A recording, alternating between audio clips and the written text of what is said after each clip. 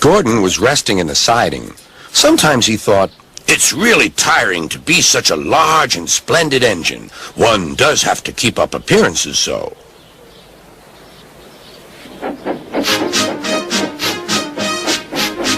Beep, beep, beep, beep. "Hello, lazy bones," whistled Henry. "What cheek," spluttered Gordon. "That Henry is too big for his wheels. Fancy speaking to me like that. Me, who has never had an accident." "Are jammed whistles and burnt safety valves accidents?" asked Percy innocently. "No, indeed. High spirits. Might happen to any engine. But to come off the rails like Henry did, well, I ask you, is that right? Is it decent?" Then it was Henry's turn to take the express.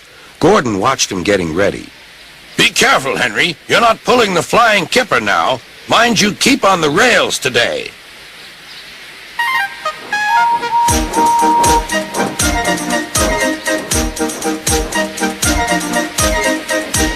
Henry went off in a huff, and Gordon yawned and went to sleep. But not for long. "Wake up, Gordon," said his driver. "A special train's coming and we're to pull it." "Is it coaches or freight cars?" "Cars," said his driver. "Cars," said Gordon.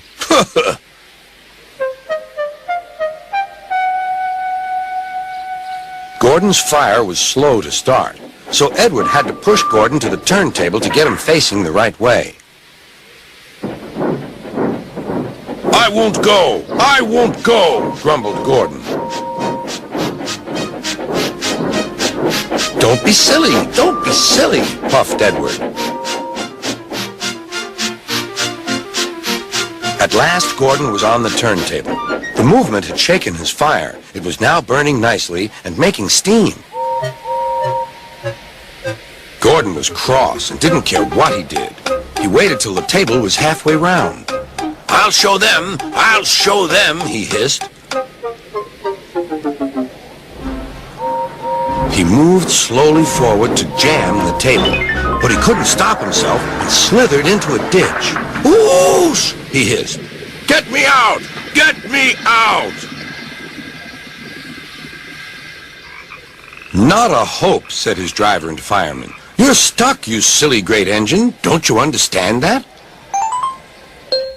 They telephoned Sir Topham Hatt. "So Gordon didn't want to take the special train and ran into a ditch?" "What's that you say? The special's waiting? Tell Edward to take it, please, and Gordon, leave him where he is. We'll get him out later." On the other side of the ditch, some little boys were chattering. "Oh, doesn't he look silly? They'll never get him out." They began to sing. "Silly old Gordon fell in a ditch, fell in a ditch, fell in a ditch. Silly old Gordon fell in a ditch, all on a Monday morning." Gordon lay in the ditch all day. "Oh dear," he thought, "I shall never get out." But that evening they lifted Gordon and made a road of sleepers under his wheels to keep him from the mud. Strong ropes were fastened to his back end, and James and Henry, pulling hard, managed to bring him to safety.